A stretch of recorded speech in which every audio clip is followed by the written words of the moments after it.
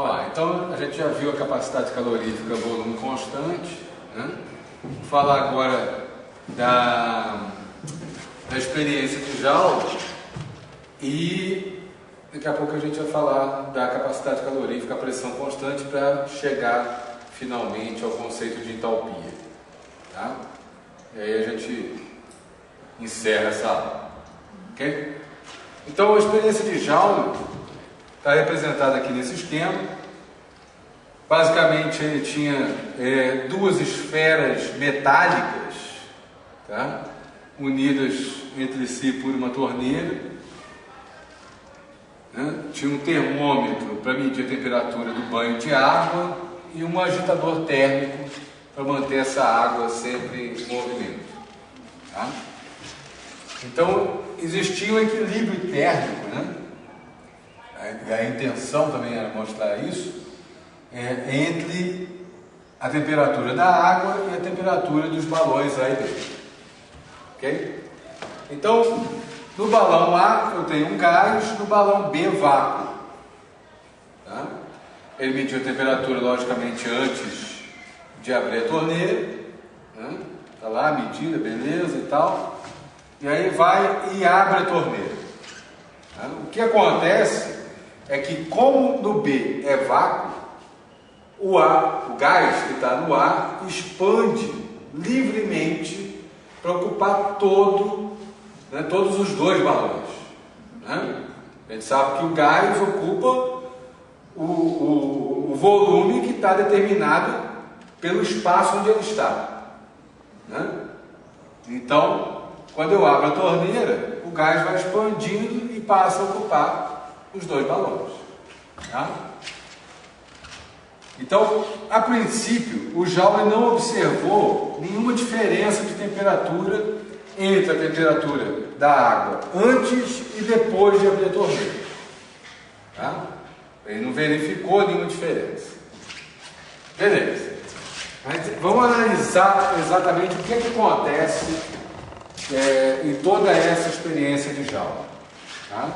E depois vamos falar um pouquinho da lei de Joule e da outra experiência que veio logo depois, que é a experiência de Joule-Thomson. Tá? Então, ó, não há trabalho, né, nessa expansão. A pressão de oposição... Okay? Então, olha só, no sistema todo, né, o trabalho, não existe trabalho, na verdade, porque não existe uma pressão de oposição, porque no lado B só tem vácuo. Okay? Então a gente chama isso de uma expressão livre do gás. Então, como eu não tenho trabalho, dW é igual a zero, né? E consequentemente dU é igual a dQ. Ok? Variação de energia interna depende apenas do calor, né?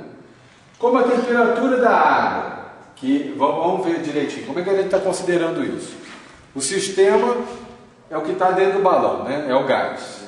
O próprio balão metálico, né, a esfera metálica, é a fronteira, né? E o banho de água é a vizinhança. Então, a temperatura da água não varia, né, ou pelo menos não foi verificada essa variação de temperatura da água. dQ é igual a zero, né, não tem transferência de calor, né? Consequentemente, dU é igual a zero. E a temperatura do sistema dT era igual a zero.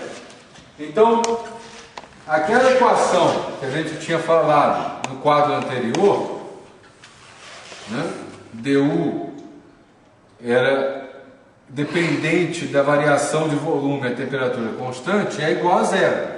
Tá certo?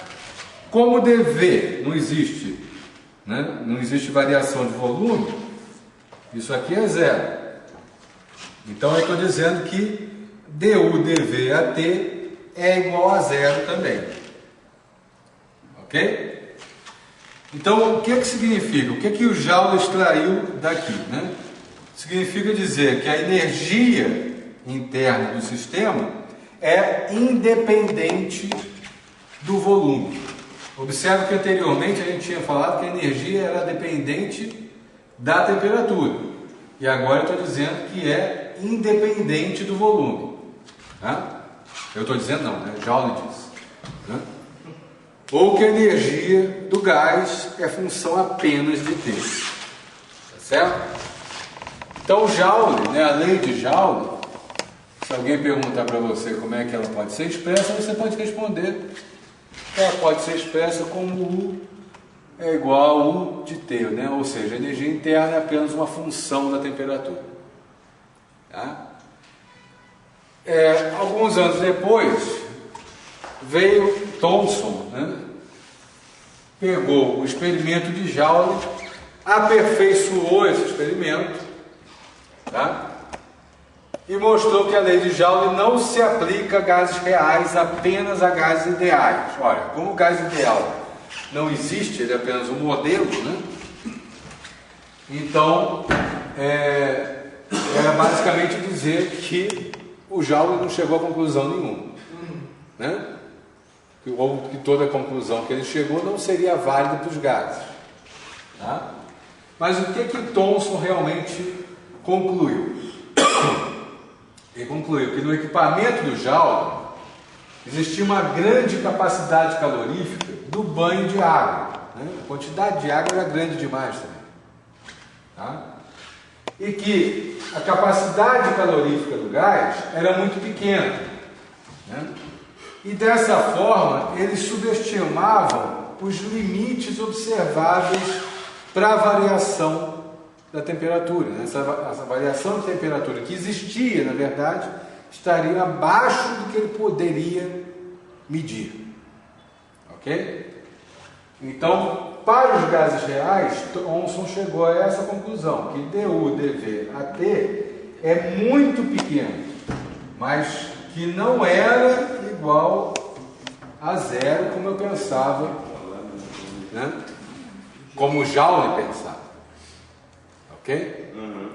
Então, Thomson, na experiência Joule-Thomson, né, ele aperfeiçoou o modelo de Joule, aperfeiçoou a experiência de Joule e mostrou que Joule, na verdade, não tinha tanta razão quanto ao que ele tinha demonstrado. Ok?